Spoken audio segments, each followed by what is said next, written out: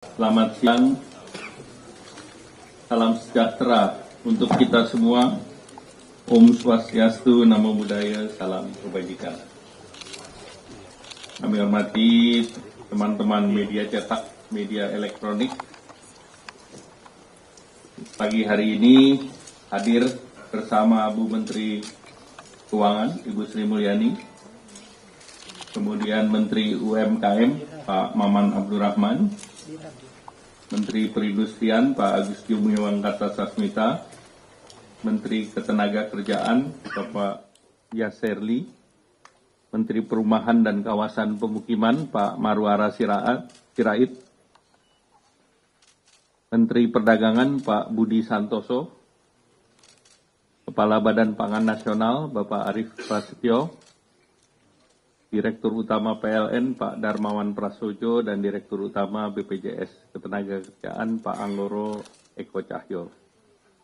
Bapak Ibu yang kami hormati, atas arahan Bapak Presiden, maka pada pagi hari ini kita sampaikan paket kebijakan ekonomi untuk kesejahteraan yang nanti juga akan disampaikan oleh masing-masing menteri.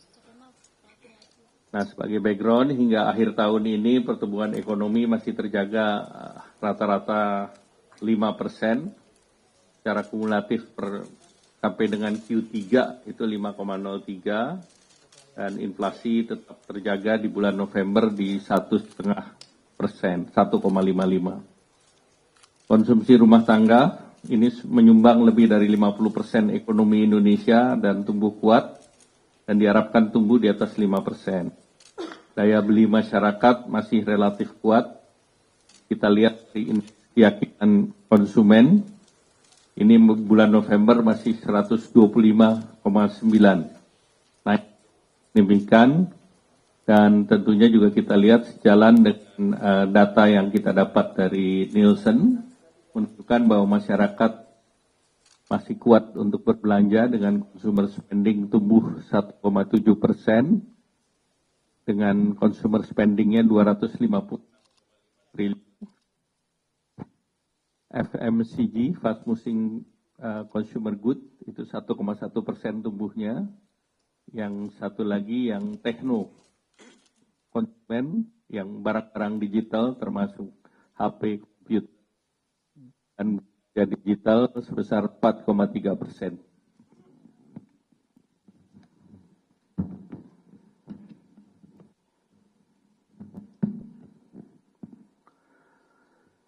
Sesuai dengan amarah Undang-Undang tentang Harmoni Peraturan Perpajakan, ini sesuai dengan jadwal yang telah ditentukan, tarif PPN tahun depan akan naik sebesar 12% per 1 Januari. Namun, barang-barang yang dibutuhkan oleh masyarakat, ini PPN-nya diberikan fasilitas atau 0%. Jadi barang yang seperti kebutuhan pokok, beras, daging, ikan, telur, sayur, susu, gula konsumsi, jasa pendidikan, kesehatan, angkutan umum, tenaga kerja, jasa keuangan, jasa asuransi, vaksin polio, rumah sangat, dan pemakaian air, seluruhnya bebas PPN. Jadi nanti ada yang kita berikan fasilitas, yaitu untuk barang-barang tertentu. Nah, kemudian bahan makanan lain dengan penerapan PPN 12% tersebut, pemerintah memberikan stimulus ataupun paket kebijakan ekonomi bagi rumah tangga berpendapatan rendah, itu PPN ditanggung pemerintah 1% untuk barang kebutuhan pokok dan penting, yaitu minyak kita, dulunya minyak curah, itu diberikan 1%, jadi tidak naik ke 12%, kemudian tepung terigu dan gula industri. Jadi masing-masing tetap di 11%. Yang 1% ditanggung pemerintah. Kemudian stimulus ini untuk menjaga daya beli masyarakat, terutama untuk kebutuhan pokok dan secara khusus gula industri yang menopang industri pengolahan makanan minuman yang perannya terhadap industri pengolahan cukup tinggi, yaitu 36,3%, juga tetap 11%. Kemudian juga akan ada bantuan pangan dan beras bagi desil 1 dan 2, ini sebesar 10 kg per bulan. Nah, kemudian untuk mengurangi beban pengeluaran rumah tangga dan daya listrik terpasang di bawah atau sampai dengan 2.200 volt ampere, diberikan biaya diskon sebanyak 50% untuk 2 bulan. Nah, bagi kelas menengah, itu pemerintah melanjutkan kembali PPN ditanggung pemerintah untuk properti sampai dengan 5 miliar dengan dasar pengenaan pajak 2 miliar. Jadi 2 miliar ditanggung pemerintah, sisanya yang sampai dengan 5 miliar, 2 sampai 3 miliar, yang 3 miliarnya bayar. Kemudian melanjutkan kembali fasilitas untuk kendaraan bermotor berbasis baterai atau electric vehicle atas penyerahan roda 4 yang berdasarkan pada TKDN. Dan masih dilanjutkan PPN BM ditanggung pemerintah untuk kendaraan baterai atau EV atas import EV roda tertentu secara utuh atau CBU dan roda 4 tertentu yang CKD atau completely knockdown. Nah, sesuai dengan program yang sudah berjalan, ini juga ada pembebasan biaya masuk EV CBU masih diberikan. Kemudian terkait dengan yang terbaru adalah PPN BM DTP untuk kendaraan bermotor hybrid. Nah, ini PPN diskon ataupun memberikan ditanggung pemerintah sebesar 3%. Nah, memperhatikan juga masyarakat kelas menengah di sektor padat karya, pemerintah memberikan insentif PPh pasal 21 ditanggung oleh pemerintah, yaitu yang gajinya sampai 10 juta. Jadi dari 4,8 sampai 10 juta, itu PPh-nya ditanggung pemerintah khusus untuk industri padat karya. Nah, ditambah lagi jaminan kehilangan pekerjaan dari BPJS Naker dioptimalisasi. Artinya dari fasilitas yang ada, BPJS ini akan membuat mekanisme yang lebih mudah, sehingga nanti perubahannya adalah masa klaimnya bisa diperpanjang sampai 6 bulan, dan manfaatnya 60% untuk 6 bulan. Kemudian juga untuk jaminan kecelakaan kerja bagi industri padat karya tertentu, ini diberikan diskon sebesar 50% untuk 6 bulan. Nah, bagi dunia usaha khususnya UMKM, ini PPh final 0,5% diperpanjang sampai dengan 2025. Kalau berdasarkan regulasi yang ada, tahun 2024 sudah selesai, tetapi ini tetap kita perpanjang sampai dengan 5. Kemudian untuk pembiayaan industri padat karya, ini fasilitas baru, itu pemerintah memberi subsidi untuk kredit investasi. Jadi untuk kredit investasi guna revitalisasi permesinan di sektor padat karya, itu bisa tekstil, bisa furniture, bisa alas kaki, itu apapun banknya pemerintah subsidi 5%. Dan ini 5% tentu menjadi bagian daripada plafon subsidi yang ada dalam program kredit usaha rakyat. Nah, selanjutnya kami minta Bu Menteri Keuangan untuk kan secara rinci. Kami persilakan. Terima kasih Pak Menko. Bismillahirrahmanirrahim. Assalamualaikum warahmatullahi wabarakatuh. Selamat pagi dan salam sejahtera untuk kita semua. Bapak Menko, Bapak-Bapak Menteri dan pimpinan lembaga, para Wakil Menteri, serta teman-teman media yang saya hormati, izinkan saya untuk menyampaikan mungkin beberapa aspek dari kebijakan yang ini sebagian memang menggunakan APBN, anggaran pendapatan belanja, sebagai instrumen untuk bisa menyelenggarakan berbagai paket kebijakan untuk menjaga daya beli masyarakat, kesejahteraan, dan juga untuk menstimulus perekonomian kita sehingga ekonomi kita tetap bisa berjalan meskipun kita memahami banyak sekali dinamika global yang terjadi dan juga perkembangan di dalam negeri yang tentu akan menjadi hal yang kita waspadai. Yang kedua, saya juga ingin menyampaikan kepada seluruh media, masyarakat, pelaku usaha, para pengamat yang memberikan berbagai pandangan mengenai kebijakan terutama terkait dengan kebijakan PPN 12% maupun APBN secara keseluruhan. Karena saya memahami bahwa instrumen APBN dan pajak sebagai salah satu pilar terpenting di dalam APBN ini adalah merupakan instrumen yang dimiliki oleh masyarakat keseluruhan. Dan oleh karena itu selalu mendengar, mendapatkan feedback, dan kita terus berupaya menyempurnakan kebijakan, merespons kondisi yang ada, baik yang kemudian kita lihat berdasarkan evidence maupun dari sisi kebutuhan pembangunan dan perkembangan ekonomi kita sendiri.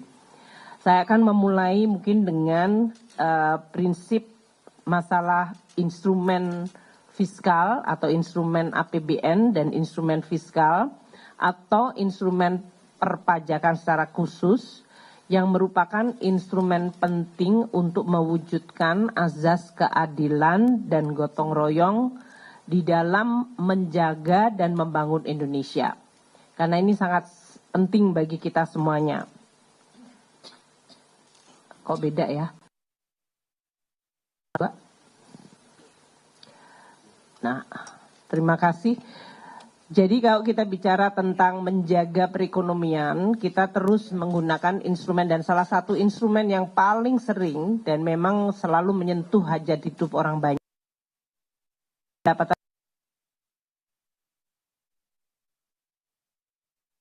Ini memiliki tujuan untuk mewujudkan azas keadilan dan gotong royong di dalam membangun Indonesia, di mana kelompok yang mampu tentu membayar kewajiban berdasarkan undang-undang. Jadi ini bukan merupakan kebijakan perseorangan, tapi ini selalu melalui proses undang-undang sesuai dengan undang-undang dasar kita. Setiap tindakan untuk memungut harus dilakukan berdasarkan undang-undang. Dan bagi kelompok masyarakat yang tidak mampu akan dilindungi atau bahkan diberikan bantuan. Disinilah prinsip negara hadir. Ini asas keadilan akan kita coba terus, tidak mungkin sempurna tapi kita coba mendekati untuk terus menyempurnakan dan memperbaiki. Oleh karena itu, meskipun tadi disampaikan oleh Pak Menko undang-undang mengenai HPP, mengenai PPN 12% itu diberlakukan, selama ini pemerintah dan DPR di dalam mendesain undang-undang juga memperhatikan perpihakan. Makanya waktu undang itu ditetapkan, barang dan jasa yang dibutuhkan oleh masyarakat banyak bahkan tidak dipungut PPN-nya atau PPN-nya dibebaskan. Jadi waktu 10% menjadi 11 dan 11 menjadi 12, barang-barang ini bahkan tidak membayar pajak atau PPN-nya dibebaskan. Ini adalah barang-barang yang menyangkut kebutuhan masyarakat banyak. Tadi telah disampaikan oleh Pak Menko, beras, daging, ikan, telur, sayur, susu segar, bahkan jasa pendidikan, jasa kesehatan, jasa transportasi, dan berbagai macam barang dan jasa seperti rumah sederhana, air minum. Total dari barang dan jasa tadi yang tidak membayar PPN, PPN-nya ditanggung pemerintah. Seharusnya mereka membayar PPN sesuai dengan barang dan jasa yang lain. Tapi karena pemerintah DPR dalam hal ini memberikan keberpihakan, mereka dibebaskan PPN-nya. maka pemerintah yang membayar. Biayanya mencapai diestimasi 265,6 triliun rupiah agar masyarakat terbebas dari PPN untuk barang-barang yang dibutuhkan tersebut. Nah, untuk barang-barang yang masih terkena PPN, namun kita juga dalam hal ini melihat sebagai barang yang dibutuhkan masyarakat oleh kami semua dari kementerian bersama Pak Menko memutuskan untuk barang-barang seperti tepung terigu, gula untuk industri, dan minyak kita, minyak curah, minyak goreng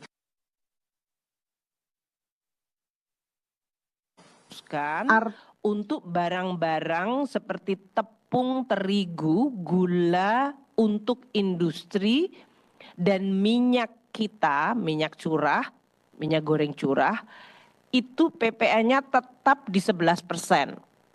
Artinya kenaikan menjadi 12%, 1%-nya pemerintah yang membayar.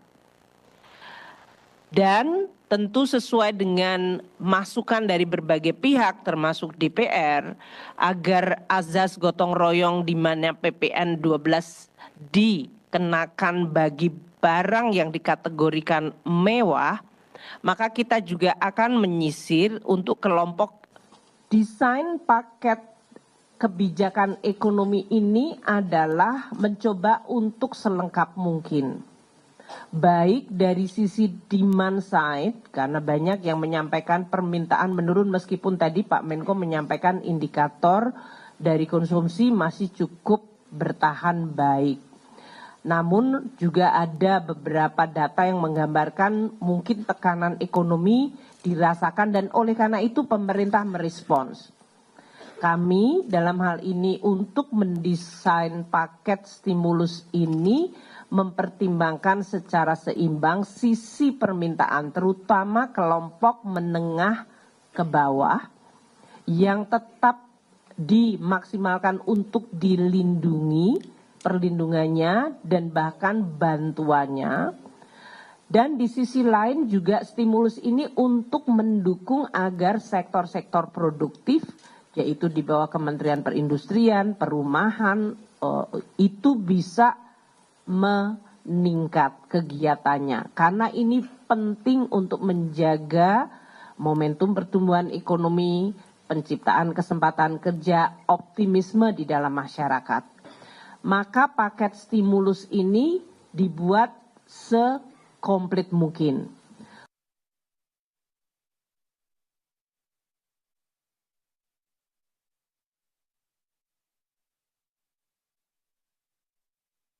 Maka paket stimulus ini dibuat sekomplit mungkin. Untuk rumah tangga ada bantuan pangan bagi kelompok yang paling membutuhkan. Nanti saya sebutkan untuk beberapa yang mendapatkan benefit. Ada PPN DTP untuk barang-barang yang dikonsumsi paling sering seperti tepung terigu, gula, terutama gula untuk masukan ke industri dan minyak goreng kita. Itu diproteksi PPN-nya tetap tidak mengalami kenaikan ke-12, 1%-nya ditanggung pemerintah. Dan juga rumah tangga ini akan menikmati diskon listrik 50%. Untuk pekerja ada paketnya juga.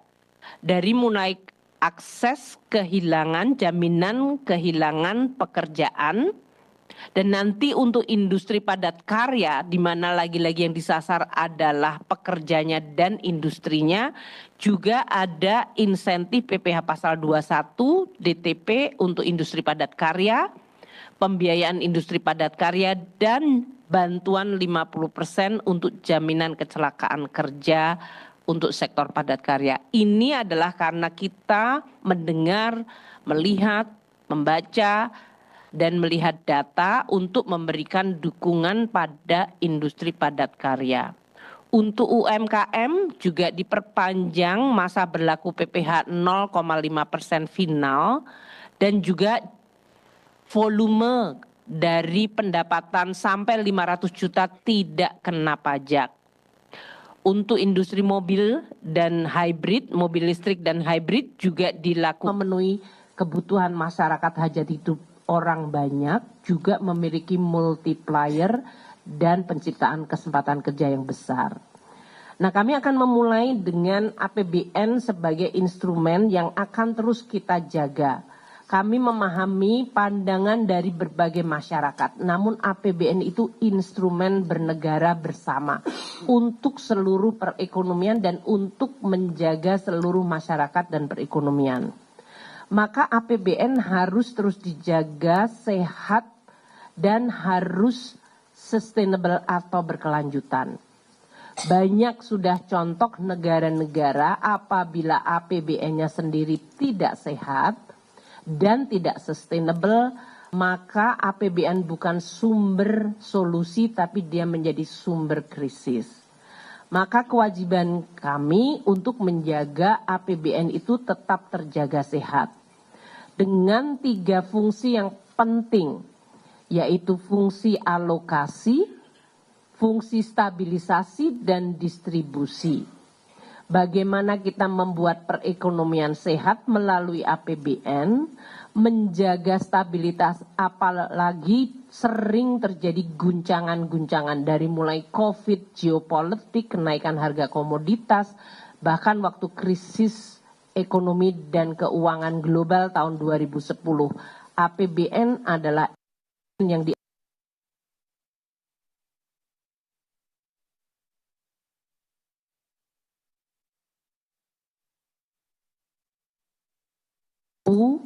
membantu dan membayar, yang tidak mampu dia dibantu dan dilindungi. APBN juga menjadi instrumen untuk berbagai fungsi ekonomi, sosial, dan bahkan menjaga lingkungan dan untuk memperbaiki inklusivitas. Dan APBN merupakan instrumen penting untuk menjaga pertumbuhan ekonomi yang berkelanjutan, menyelesaikan atau mengatasi masalah-masalah struktural seperti kemiskinan, pengangguran, dan kesenjangan. Nah, di dalam APBN ini undang-undang perpajakan menjadi salah satu instrumen yang menentukan. Undang-undang harmonisasi peraturan perpajakan yang telah disetujui dan disepakati oleh DPR dan sudah mulai berjalan sejak tahun 2022 disetujui.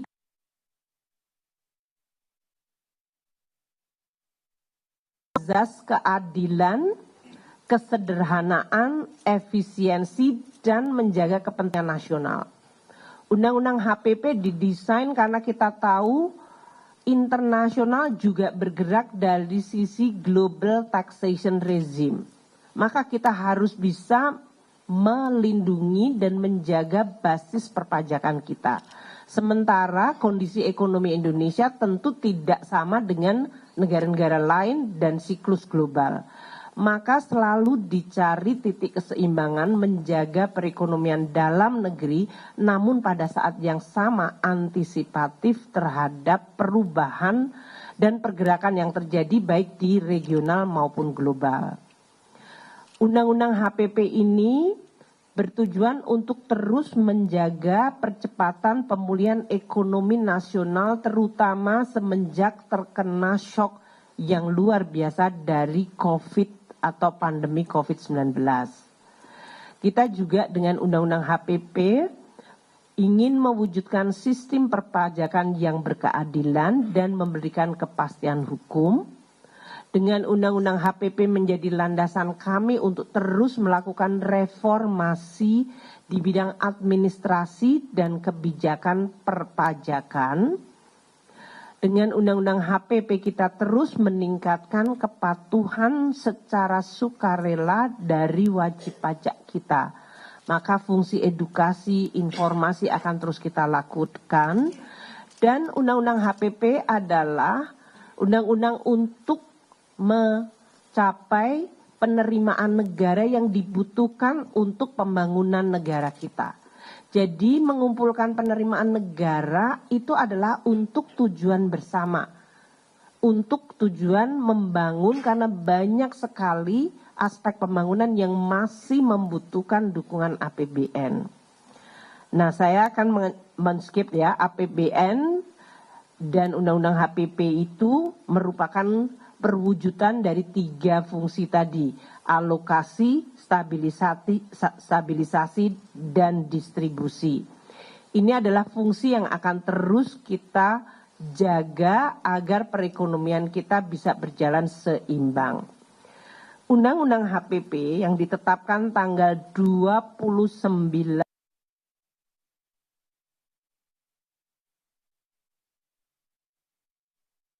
disetujui oleh seluruh fraksi, termasuk dalam hal ini keputusan untuk menaikkan tarif PPN secara bertahap, yaitu dari 10 menjadi 11. Waktu itu bahkan habis mengalami pandemi, kita menaikkan 10 ke 11 pada 1 April 2022.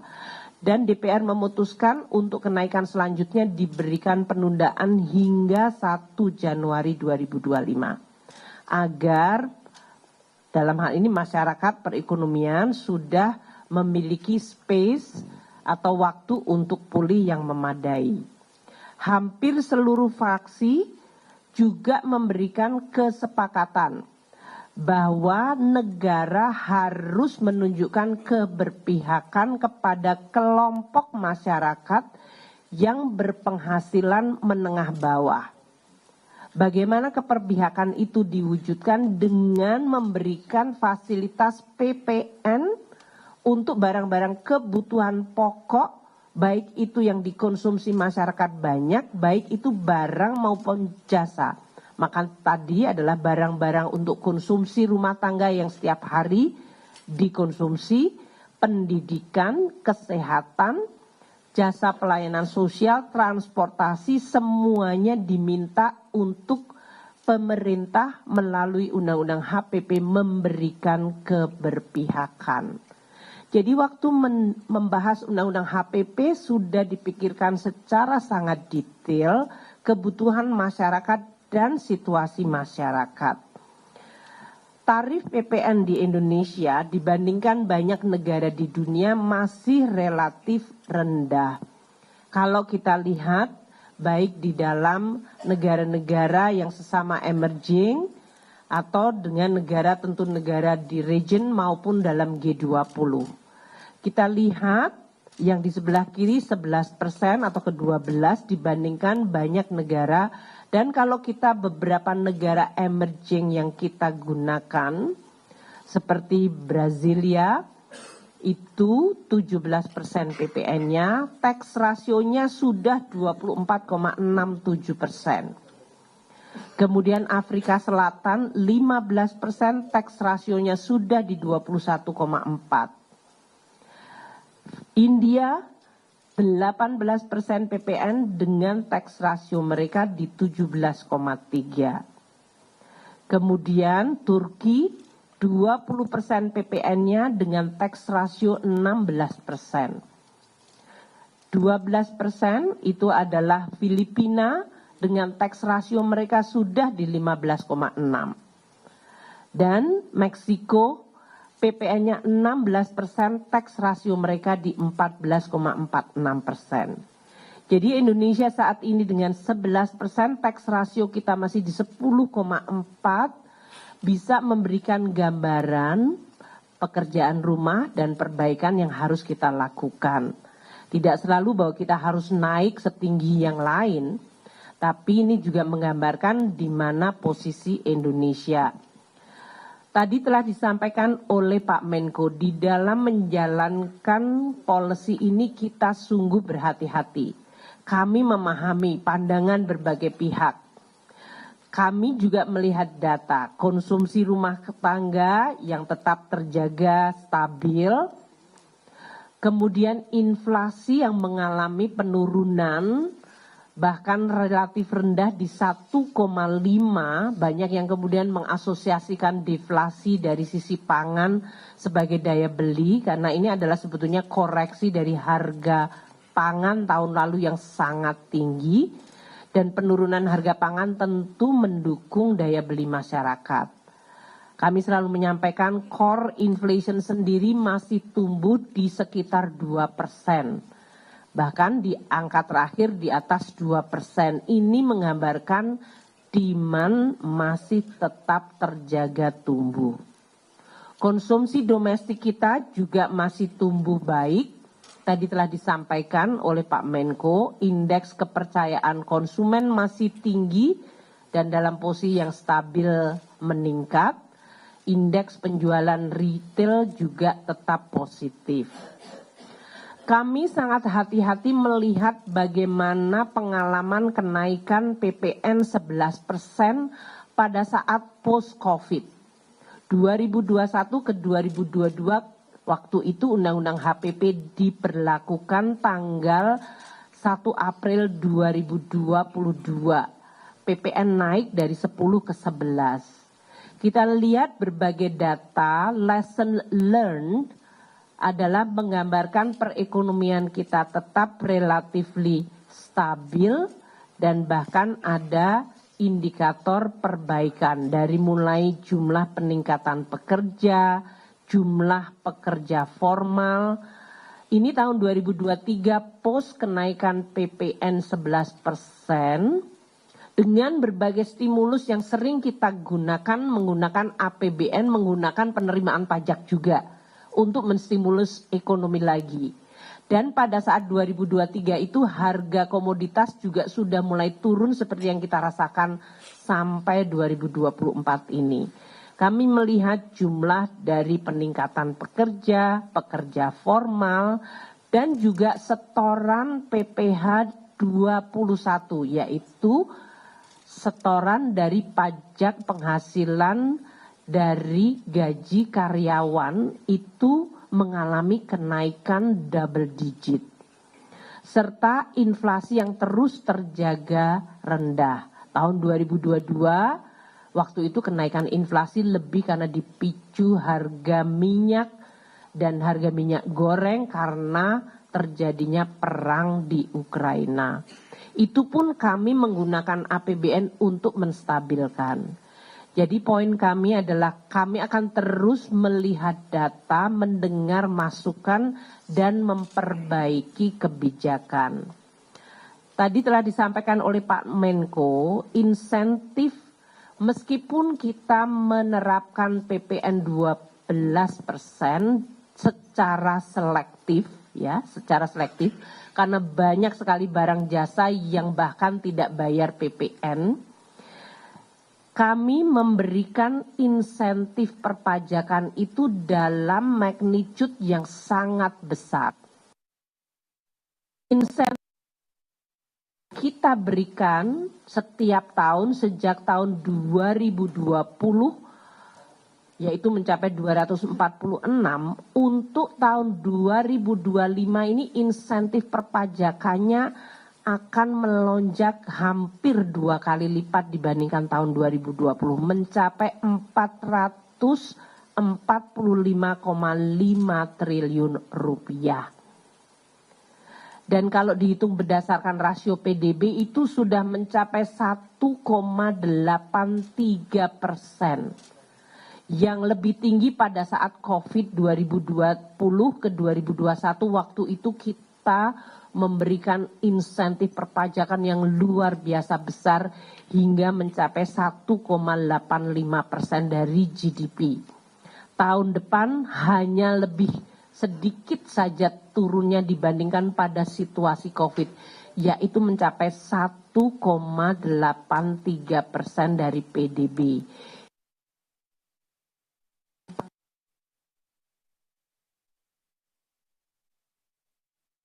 PPN sendiri mengambil 265,6 triliun rupiah.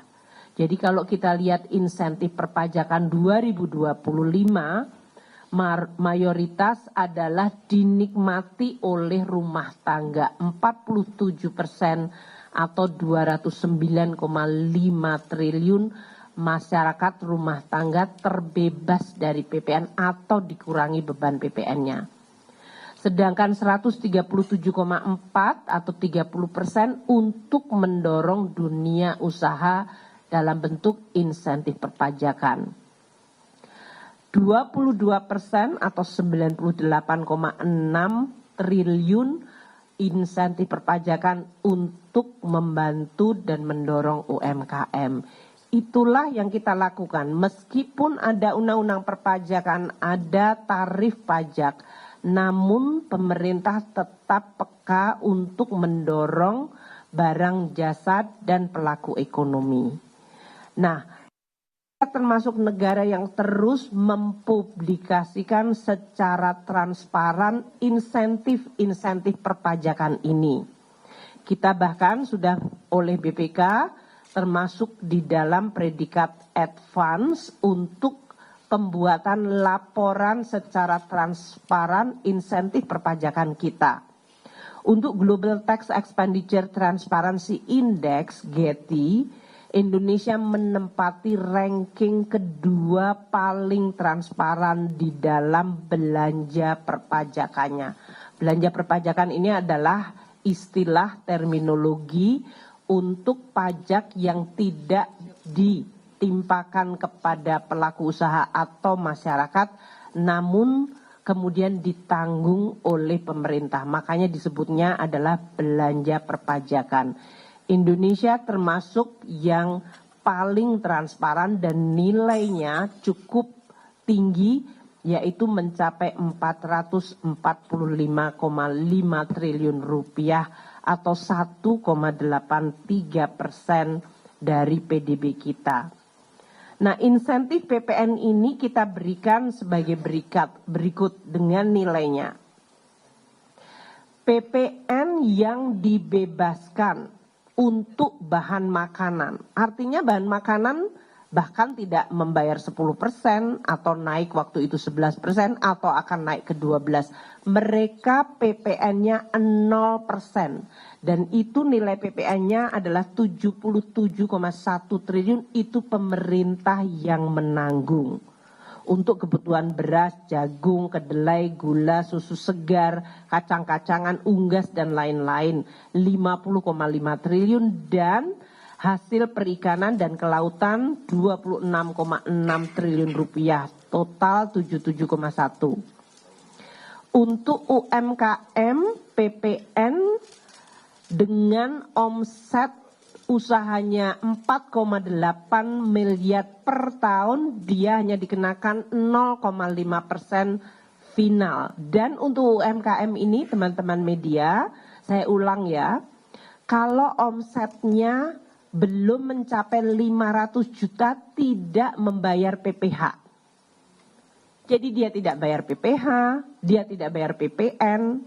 Jadi hampir semua warung-warung atau usaha-usaha kecil yang mungkin sering kita konsumsi, mereka itu kalau omsetnya tidak mencapai 500 juta per tahun, mereka tidak bayar PPH dan mayoritas barang-barang yang diperdagangkan di situ seperti barang makanan itu tidak terkena PPN.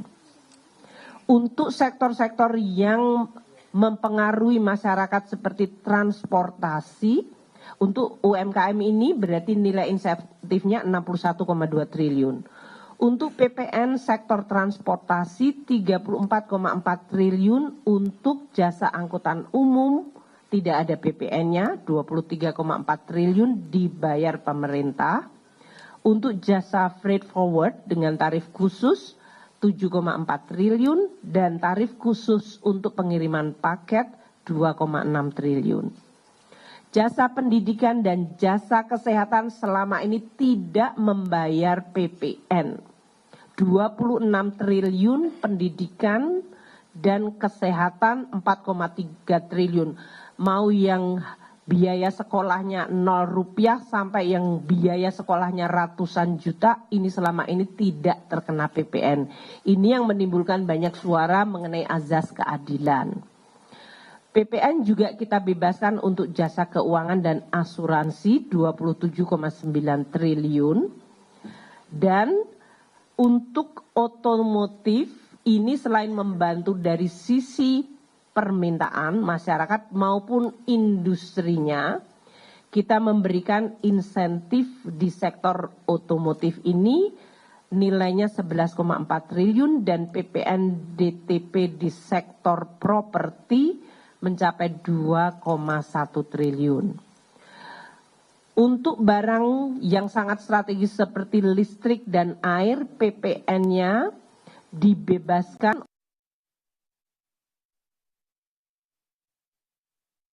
rumah yang dayanya di atas, sedangkan air bersih juga tidak membayar PPN 2 triliun rupiah. Untuk listrik tadi yang di bawah 6.600 PPN yang dibebaskan nilainya mencapai 12,1 triliun. Kami juga memberikan insentif perpajakan dalam bentuk pembebasan PPN untuk kawasan-kawasan industri di dalam mendorong agar penciptaan kesempatan kerja dan industri manufaktur di Indonesia terus bisa berkembang. Kawasan bebas dalam hal ini mendapatkan insentif pembebasan PPN dan juga insentif jasa keagamaan pelayanan sosial.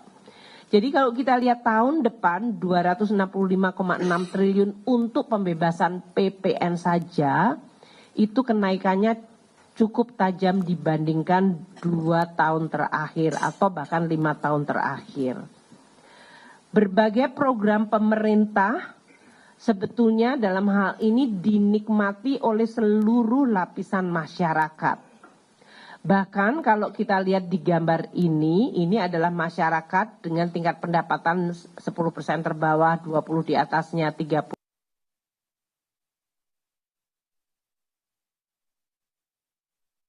Untuk yang biru tua, itu adalah fasilitas pembebasan PPN. Yang menikmati sebetulnya mayoritas adalah kelompok paling kaya, yaitu desil 910. Desil 10 yaitu paling tinggi menikmati 91,9 triliun rupiah pembebasan PPN, diikuti oleh desil 9 41,1 triliun, dan kita lihat baru kemudian kelompok yang paling rendah sebetulnya menikmati pembebasan PPN-nya menjadi lebih kecil. Ini artinya pembebasan PPN kita kemudian lebih berpihak kepada kelompok yang lebih mampu. Oleh karena itu kita juga perlu untuk sedikit memperbaiki agar dalam hal ini azas gotong royong dan keadilan tetap terjaga. Yaitu kelompok yang masuk dalam golongan yang dikonsumsi oleh desil 10, yaitu desil paling kaya, desil 910, kita akan berlakukan pengenaan PPN-nya. Upamanya seperti daging sapi,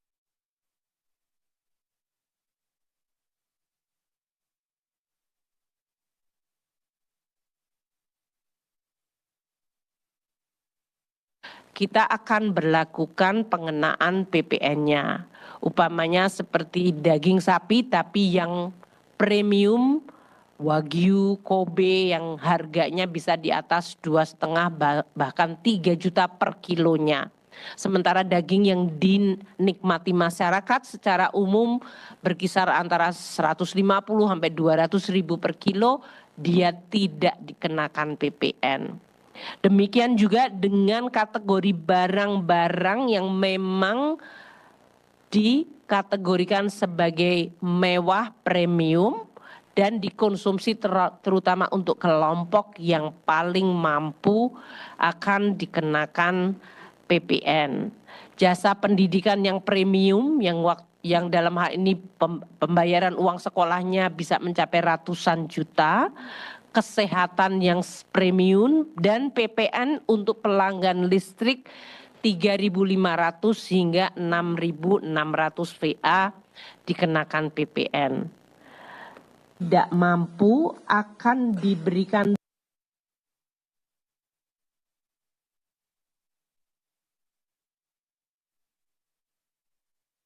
16 biasanya mereka ada di dalam desil 1 hingga desil 3 atau 4. Itu yang tadi yang paling kiri. Mereka akan mendapatkan bantuan beras 10 kilo per bulan untuk 2 bulan. Untuk konsumsi, karena barang yang banyak digunakan masyarakat, terigu, gula, industri, minyak kita, kenaikan 12%-nya menjadi 12%, 1%-nya tetap ditanggung pemerintah sehingga mereka tidak mengalami kenaikan PPN 11% sekarang ini. Dan kita juga memberikan untuk rumah tangga diskon listrik 50% selama 2 bulan Januari Februari untuk yang berlangganan daya 2002 watt ke bawah. Ini mencakup 81,4 juta rumah.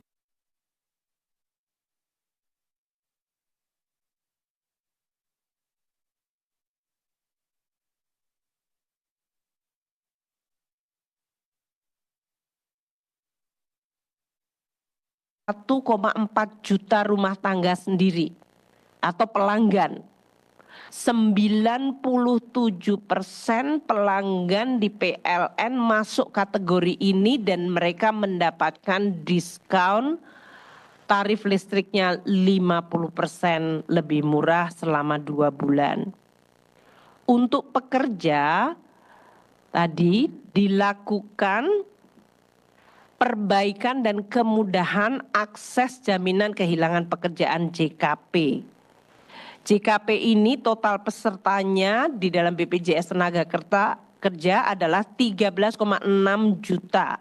Dana kelolaannya 14,4 triliun rupiah.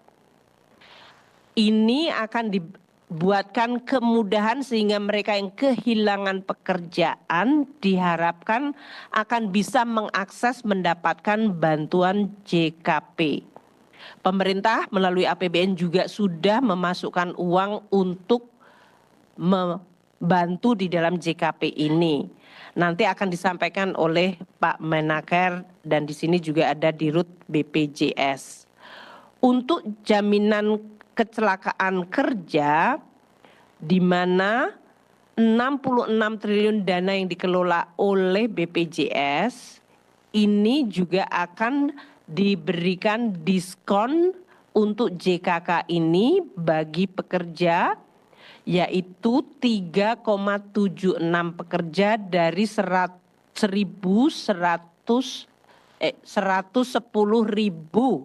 perusahaan yang merupakan industri padat karya. Tadi UMKM sudah saya sampaikan. UMKM yang omsetnya di bawah 500 juta tidak membayar PPH dan sebagian besar PPN yang diperdagangkan mereka juga tidak terkena PPN. Sedangkan kalau omsetnya bisa di atas 500 juta mencapai 4,8 miliar per tahun, bayar PPH-nya hanya 0,5% dari omset mereka. Tadi saya sampaikan industri padat karya menjadi perhatian pemerintah. Kita memberikan beberapa paket untuk membantu dari mulai PPH 21 untuk para pekerjanya yang gajinya mencapai 10 juta, maka PPH pasal 21-nya ditanggung oleh pemerintah sampai 10 juta. Dari sektor padat karya ini, bantuan 50% iurannya selama 6 bulan akan didiskon. Untuk mobil listrik nanti Pak Menteri Perindustrian akan menyampaikan, kita meneruskan yang selama ini sudah dilakukan ditambah dengan untuk kendaraan hybrid yaitu PPNDTP-nya 3%. Sektor perumahan nanti Pak Ara dari Menteri Perumahan akan bisa menyampaikan, ini juga meneruskan policy untuk bisa menjaga momentum pembangunan dari sektor perumahan yang menciptakan multiplier efek yang banyak untuk sektor konstruksi dan juga real estate. Demikian Pak Menko yang kami bisa sampaikan. Semoga masyarakat memahami bahwa ini adalah sebuah paket lengkap, komprehensif dengan terus melihat data, mendengar semua masukan dan mencoba memberikan keseimbangan dan menjalankan tugas kita untuk menggunakan APBN dan perpajakan sebagai instrumen menjaga ekonomi, mewujudkan keadilan dan gotong royong. Terima kasih Pak Menko, saya kembalikan. Terima kasih Bu Menteri Keuangan.